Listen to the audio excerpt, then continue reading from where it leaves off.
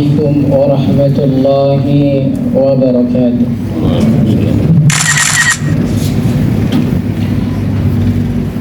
Innal hamdalillah nahmaduhu wa nasta'inuhu wa nastaghfiruh wa na'udzu billahi min shururi anfusina wa sayyiati a'malina. May yahdihillahu fala mudilla lahu wa may yudlil fala hadiya lahu.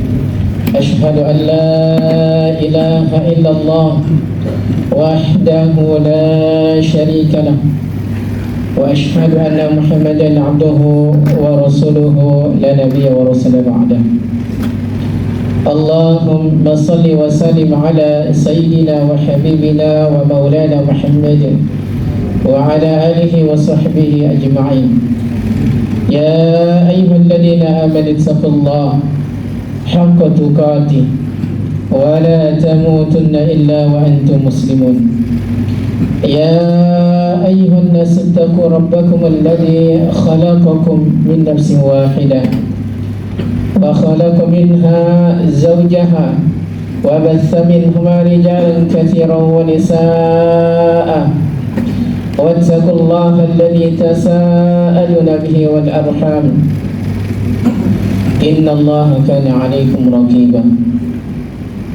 Ya ayyuhalladzina amanu taqullaha wa qulu qawlan sadida yuslih lakum a'malakum wa yaghfir lakum dhunubakum wa may yuti'illaha wa rasulahu faqad faza fawzan 'azima.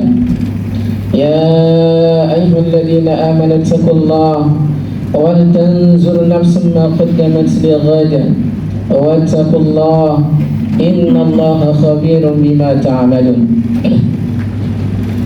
Fa ya ayyuhal muslimun usikum wa nafsi bi taqwallahi faqad fazal muttaqun. Ma'asyiral muslimin rahimani wa rahimakumullah. Lisan kita tiada henti-hentinya mengucapkan syukur kepada Allah Subhanahu wa ta'ala. Karena Allah Subhanahu wa ta'ala begitu banyak melimpahkan rasa kasih sayangnya kepada kita semua, melimpahkan rahmatnya kepada kita semua, sehingga kita bisa melaksanakan ibadah yang menjadi kewajiban kita, yakni salat Jumat di tempat kita yang mulia ini. Terlebih kita diberikan kesempatan melakukan salat Jumat di bulan suci Ramadan ini, di mana segala amalan kita dilipat gandakan oleh Allah Subhanahu wa ta'ala. Kemudian salawat serta salam tak lupa kita sampaikan kepada manusia terbaik, kepada baginda Nabi besar Muhammad sallallahu alaihi wasallam. Karena dengan perjuangan beliaulah sehingga kita bisa menikmati yang namanya agama Islam.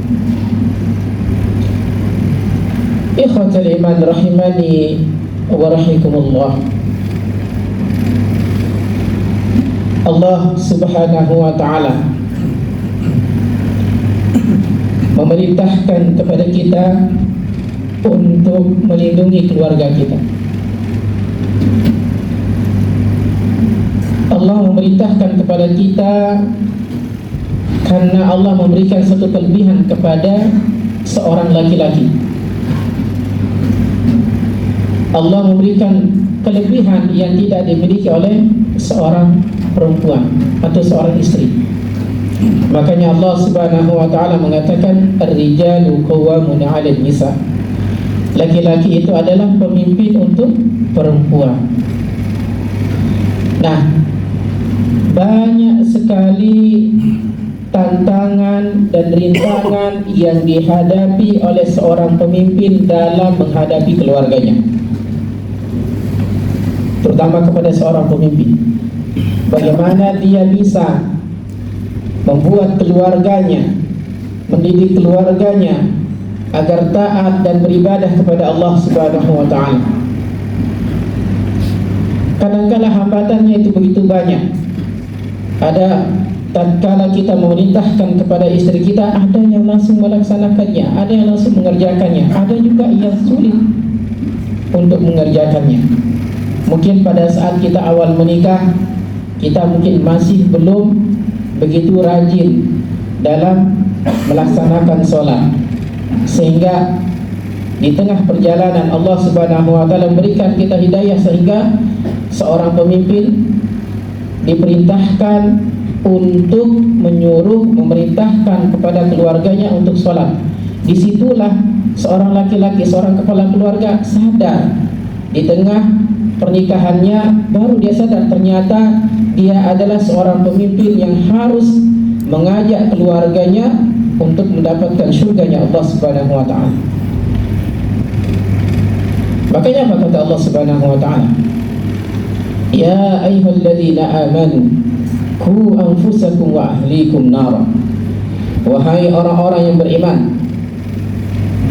peliharalah diri kalian. Yang pertama yang dituju kita adalah diri kita. Sebagai seorang pemimpin, kita dulu, baru kita menyelamatkan keluarga kita. Bagaimana mungkin sekarang kita bisa menyelamatkan keluarga kita sementara diri kita sendiri aja belum selamat? Makanya Allah Subhanahu wa taala memerintahkan kepada keluarga kita untuk sholat. Yang ditunjukkan kepada siapa? Seorang pemimpin yang laki-laki. Makanya apa kata Allah Subhanahu wa taala? Wa'mur ahlaka bis-sholati wastabir 'alaiha. La nas'aluka rizq, nahnu narzuq wal 'aqibatu littaqwa. Dan perintahkanlah kepada keluarga kalian untuk apa? Untuk sholat. Wastabir 'alaiha. Dan bersabarlah dalam mengerjakannya. La nas'aluka rizq. Saya tidak minta rezeki sama kalian, kata Allah. Nahnu narzuq, saya berikan, wal aqibatu littaqwa. Kenapa? Karena ketakwaan kita kepada Allah Subhanahu wa taala. Terlebih kita mendidik anak kita di zaman modern ini, di zamannya serba canggih. Begitu banyak sekali pemikiran-pemikiran yang menyimpang yang kadang-kala kita temukan pada diri keluarga kita, terutama anak-anak kita. Anak ini merupakan satu anugerah dari Allah Subhanahu wa taala yang Allah titipkan kepada kita, dan anak ini bisa membawa orang tuanya ke dalam surga, dan malah sebaliknya, bisa jadi dia akan menjadi bumerang untuk orang tuanya. Yang marak sekarang ini adalah beredarnya LGBT.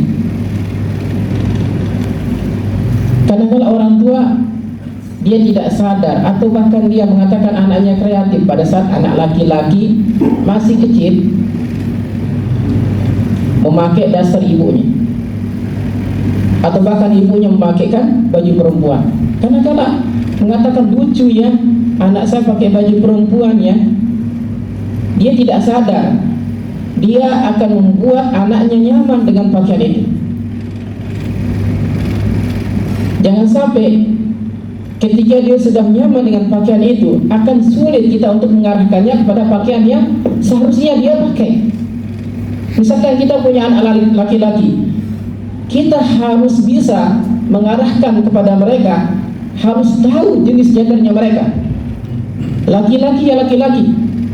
Bagaimana cara kita mendidik anak laki-laki? Perempuan ya perempuan. Harus bisa kita mengarahkan kepada mereka, kalian ini perempuan, kamu ini laki-laki. Harus bisa kita membedakan kepada mereka. Kita kasih tahu itu sejak kapan? Sejak kecil. Jangan pada saat anak kita masih kecil, lantas kita sebagai orang tua memakaikan pakaian yang malah sebaliknya. Anak laki-laki dipakaikan baju perempuan, dipakaikan ruyung, mengatakan anaknya lucu. Nah, ini musibah. Makanya apa kata Rasulullah sallallahu alaihi wasallam? Kullu mauludin yuladu 'alal fitrah fa abawahu yuhawwilani ayyumassarani ayyumajsani. Jadi anak-anak itu terlahir atas fitrahnya dia. Yang membuatnya itu baik atau buruk di situ adalah orang tuanya. Jadi berusaha semaksimal mungkin kita harus bisa mengarahkan kepada mereka agar mereka kelak bisa sebagai penolong kita di hadapan Allah Subhanahu wa taala. Karena kalau sudah terkena penyakit LGBT ini, akan sangat sulit sekali untuk dinasihati. Bahkan dia mengatakan dirinya terjebak di dalam jasmani. Seharusnya dia tidak berada pada jasad itu. Harusnya saya perempuan, padahal dia laki-laki. Padahal jelas Rasulullah sallallahu alaihi wasallam mengatakan, la'ana Rasulullah sallallahu alaihi wasallam. Rasulullah itu sangat melaknat. Ya, Rasulullah itu sangat melaknat laki-laki yang menyerupai perempuan dan perempuan yang menyerupai laki-laki. Jadi kata Rasulullah, al-mutasyabbihina minar rijali bin nisa wal mutasyabbihati minan nisa'i bir rijal. Rasulullah itu benci, laknat. Rasulullah itu melaknat laki-laki yang menyerupai perempuan dan perempuan yang menyerupai laki-laki.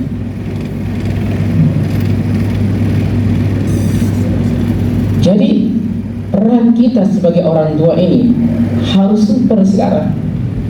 Karena kita bisa mendidik anak kita di dalam rumah, tapi kita belum bisa menentukan atau bahkan anak kita di luar itu main sama siapa.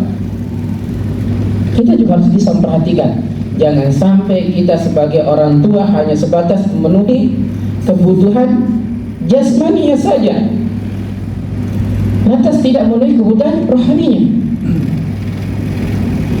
Jadi jangan merasa bangga pada saat kita sudah bisa memberikan anak kita kebutuhan sekolahnya, kebutuhan dunianya, lantas kita tidak memikirkan kebutuhan akhiratnya mereka. Padahal jelas, tatkala kita kelak meninggal dunia, jadi mereka ini akan menolong kita.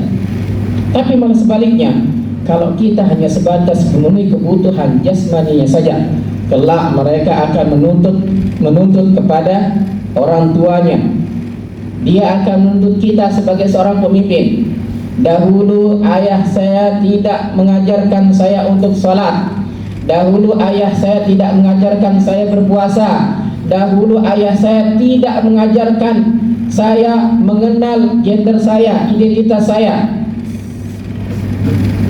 Mereka kelak akan menuntut di hadapan Allah Subhanahu wa taala. Jadi pada saat mereka menuntut, maka di situ orang tua kadang-kadang mengatakan yang Allah jelaskan di dalam Al-Quran, dia akan saling menyalahkan, tidak mengenal mana anaknya, mana bapaknya, mana ibunya, mana saudaranya, saling nyalahin. Jadi berusahalah semaksimal mungkin kita meluangkan sedikit waktu kita untuk bisa mengarahkan anak kita, mendidik anak kita, bagaimana caranya dia menjadi anak yang soleh dengan soleha, agar kelak mereka menjadi penolong kita di hadapan Allah Subhanahu wa taala. Semoga khutbah yang singkat ini bisa menambah keimanan kita, bisa menambah keilmuan kita, agar kita lebih waspada, lebih banyak waktu kita luangkan untuk mengajarkan kepada keluarga kita. Barakallahu li wa lakum fil Qur'anil Karim wa nafa'ni wa iyyakum bima fihi minal ayati wa dzikril hakim. Aqulu qawli hadza wa astaghfiru innahu huwal ghafurur rahim.